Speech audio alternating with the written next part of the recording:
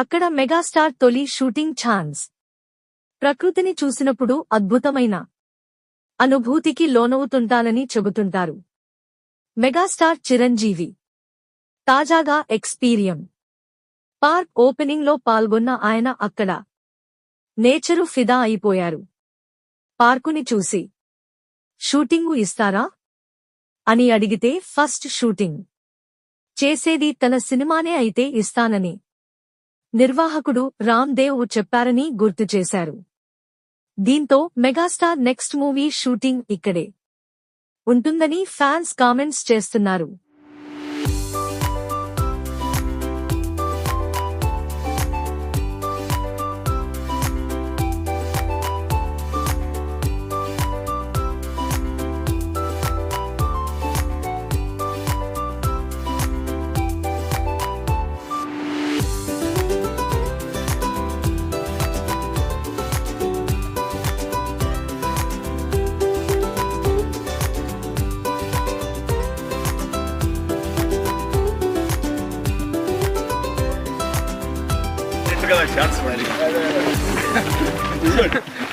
వాళ్ళ ఏజ్ కంటే కెమెరాతో ఎక్స్పీరియన్స్ ఎక్కువ కదా,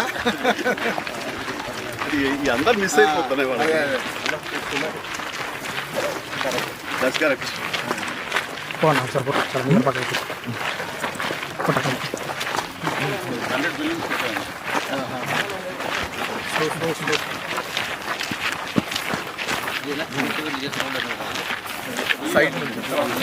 ప్రొఫైల్ రా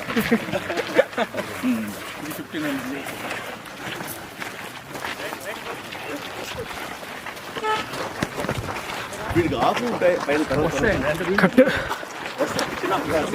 ఓకే, సో ఈరోజు మన కార్యక్రమంలో మనందరం వేచి చూస్తున్నటువంటి స్పీచెస్ మొదలవ్వబోతూ ఉన్నాయి. మా మెగాస్టార్ చిరంజీవి గారు తరాలు మారినా, తారీఖులు మారినా, పద్ధతులు మారినా, పలుకుబడులు మారినా ఎన్నటికీ మారనటువంటి స్టార్డమ్ మా మెగాస్టార్ చిరంజీవి గారిది. పద్మ విభూషణ్ మెగాస్టార్ చిరంజీవి గారిని సభను ఉద్దేశించి మాట్లాడవలసిందిగా రిక్వెస్ట్ చేస్తున్నాము.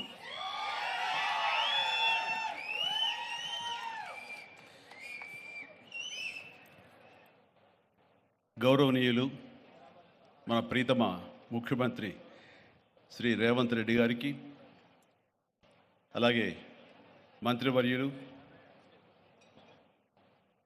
టూరిజం మినిస్టర్ జూపల్లి కృష్ణారావు గారికి, ఇతర శాసనసభ్యులకు, ఎంపీ పార్లమెంట్ సభ్యులకు, మా సీఎం రమేష్ గారికి, ఇతర ఆహ్వానితులకు, నాయకులకు, మీడియా మిత్రులకు, ఇక్కడ విచ్చేసినటువంటి ఆహ్వానితులకు, అలాగే ఇక్కడ పనిచేస్తున్నటువంటి కార్మికులకు, ప్రతి ఒక్కరికి నా హృదయపూర్వక నమస్కారాలు. ఈ ప్లేసు మీ అందరికంటే నాకు ముందు తెలుసు.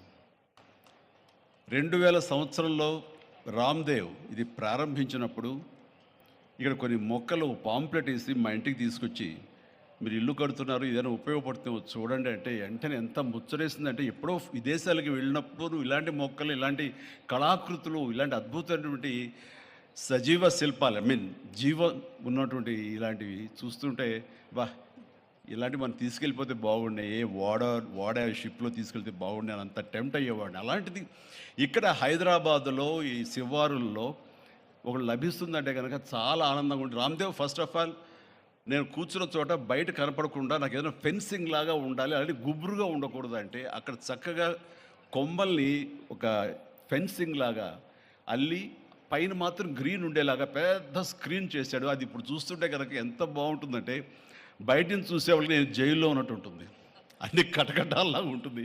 అది అద్భుతమైన కళాఖండగా నేను ఫీల్ అవుతుంటాను. అట్లాగే చాలా అద్భుతమైన చెట్లు కొన్ని మా ఇంట్లోనే పెట్టుకున్నాను. ఇవి ఎప్పుడో 2002లో 2003లోనో మా ఇంట్లో పెట్టుకున్నాను. అప్పటి నుంచి నాకు అంత ప్యాషన్. ఆ తర్వాత ప్రతి క్షణం ఈయన ఎదుగుదలను చూస్తూ వచ్చాను.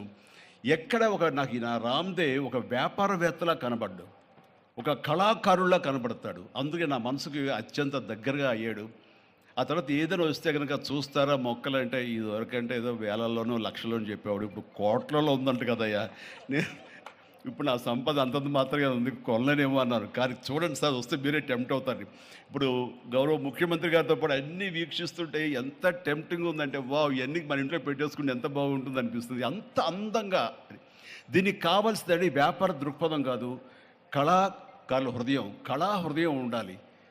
నా మటుకు నేను అతని ఒక కళాకారుడుగాను, ఒక ఆర్టిస్ట్గా చూస్తాను. నేను అంత తపన లేకపోతే, అంత ఇష్టం లేకపోతే సుదీర్ఘకాలం 24-25 ఇయర్స్ పాటు దీని మీద ఎక్స్పెరిమెంట్ చేస్తూ, ఎన్నో చోట్ల రీసెర్చ్ చేస్తూ, ఎక్కడెక్కడ ఏమేమి మొక్కలు దొరుకుతాయి, ఎక్కడెక్కడ ఈ శిలాకృతులు దొరుకుతాయి, ఆ శిలలు ఇక్కడ ఎలా తీసుకురావాలి అని దాని మీద అది దుర్భేద్యం అనుకోకుండా ఇది సాధ్యమే, ఇది మన ప్రాంతం వాళ్ళకి, మన హైదరాబాదుకి, మన స్టేట్కి అందం తీసుకొచ్చేది, మన దేశంలోనే గొప్పగా చెప్పినటువంటి గొప్ప పార్క్ అవుతుందని ఆయన మనసులో మెదిలిన ఆలోచన, ఆయన పడ్డ కష్టం, తీసుకున్న శ్రమ ఈ రోజున ఇక్కడ అద్భుతమైన కళాఖండంగా ఇన్ని ఎకరాల్లో చోటు చేసుకుందంటే కనుక నా భూతో నా భవిష్యత్తు.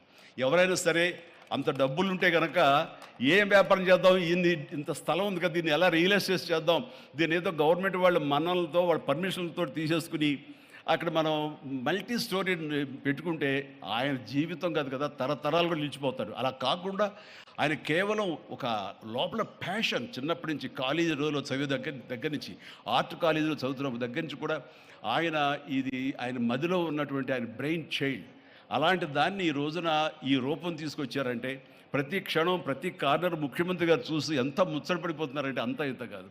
ఎలా చేశారు, ఇది ఎలాగొచ్చింది, అది ఎలా వచ్చింది అని అడుగుతున్నారు. నేను కొన్ని అడుగుతున్నాను. అడిగి ఇది షూటింగ్స్కి ఇస్తారా రామ్దేవ్ అని అడిగితే ఇస్తానండి, కానీ ఫస్ట్ షూటింగ్ మీదైతేనే అన్నాడు. ఇప్పుడు నువ్వు ఆ మాట అన్నావు కదా, ఇప్పుడు కొత్తగా హీరోయిన్ని తీసుకొచ్చి ఆ అమ్మాయితో స్టెప్లు వేయాలంటే ఈ ఎండలో ఎలా ఉంటుందేమో తెలియదు, కానీ ఏదో చలికాలం అయినప్పుడు నెక్స్ట్ చలికాలం అయితే చేస్తానయ్యా అన్నాను. ఈలోగా వర్షాలు పడి ఇవన్నీ ఇంకొంచెం పచ్చగా ఉంటాయండి, 1 or 2 ఇయర్స్ లోపల ఇది అద్భుతంగా ఉంటుంది, కంటికి కనువింపుగా ఉంటుంది చెప్పేసి ఆయన చెప్తుంటే కనుక ఐ కుడ్ ఇమాజిన్. అట్లాగే ఇక్కడ వెడ్డింగ్ ప్లాన్ చేసుకోవచ్చు, వెడ్డింగ్స్ కానీ ఇతర రిసెప్షన్స్ కానివ్వండి, పలు ఈవెంట్స్, అలాగే ఐస్కి సంబంధించినటువంటి ఆ స్కేటింగ్ సంబంధించిన చేయాలని ఇలా ఎన్నెన్నో ప్లాన్స్ ఉన్నాయండి. అవన్నీ కూడా చేయగలడు, ఆ సామర్థ్యం ఉంది. అలాగే ప్రభుత్వం కూడా ఖచ్చితంగా సపోర్ట్ చేస్తారు, అందుకు సమాయుత్తమై ఉన్నారు ఆయన. అందుకనే ఎంతో బిజీగా ఉన్నారు సీఎం గారు. ఇవాళ చూస్తే కనుక మనుషులు ఇంటి చుట్టూ ఉన్నారు. అవన్నీ పక్కకు పెట్టి, ప్రోగ్రామ్స్ అన్ని పక్కకు పెట్టి నిన్నటిదాకా ఆయన ఎలక్షన్ క్యాంపెయిన్ ఎక్కడో చేసి వేరే రాష్ట్రాల్లో వచ్చి రామ్దేవ్ మీద ఈ ప్లేస్ మీద ఎంతో ప్రేమ లేకపోతే, ఇలాంటి దాన్ని మనం ఎంకరేజ్ చేయాలి అని ఆయన ఉద్దేశం లేకపోతే ఇంత ఓపికగా ఈ ఎండ్లో ఆయన వచ్చేవారు కాదు. ఫస్ట్ ఆఫ్ ఆల్ ఆయన ఇక్కడికి వచ్చి దీన్ని ఎంకరేజ్ చేస్తున్నందుకు వారికి మనస్ఫూర్తిగా అభినందనలు తెలియజేస్తున్నాను ముఖ్యమంత్రి గారికి. ఎందుకంటే అలాంటి వాళ్ళు అనుకుంటేనే, వాళ్ళ కళ్ళలో పడితేనే, వాళ్ళు ఇంప్రెస్ అయితేనే దీనివల్ల ఎంతోమందికి ఉపాధి కలుగుతుంది, ఇది ఎంతోమందికి కనువిందు కలుగుతుంది. మరి ఎంతోమంది ఈ ప్లేస్ని వాళ్ళ ఈవెంట్స్కి ఉపయోగించుకుంటారు, తద్వారా టూరిజం పెరుగుతున్న ఉద్దేశంతో కూడా మన జూపల్లి కృష్ణారావు గారు దీన్ని ఎంకరేజ్ చేయడం కోసం సమాయత్తమై ఉన్నారు. అలా ప్రభుత్వ సహకారాలు దీనికి మెండుగా ఉంటాయని ఆశాభావం వ్యక్తం చేస్తూ, మీరు ఏదైతే కనుక ఊహించారో రామ్దేవ్ అది త్వరలో ఖచ్చితంగా అవుతుంది. ఇవి అద్భుతమైనటువంటి ఒక ల్యాండ్ మార్క్ అవుతుంది, ఒక కళాకృతి అవుతుంది. అది రాష్ట్రానికి వన్నీ తీసుకొస్తుంది, హైదరాబాద్కి తలమానికంగా ఉంటుంది. హైదరాబాద్ ఒక ఇల్లు అనుకుంటే ఇంట్లో ఒక అద్భుతమైన పెయింటింగ్ పెట్టుకుంటే ఎంత బాగుంటుందో ఆ పెయింటింగ్ ఈ రోజున ఈ ఎక్స్పీరియన్స్ తోటి నేను చెప్తున్నాను, this will be a beautiful piece of art. అందుకని మరొకసారి వారికి నా హృదయపూర్వక ధన్యవాదాలు, అభినందనలు తెలియజేస్తూ ఈ అవకాశం వచ్చినందుకు అండ్ సీఎం గారితో నేను ఈరోజు ఈ ప్రోగ్రాంలో పాల్గొన్నందుకు నా సంతోషాన్ని తెలియజేస్తూ all the very best, god bless.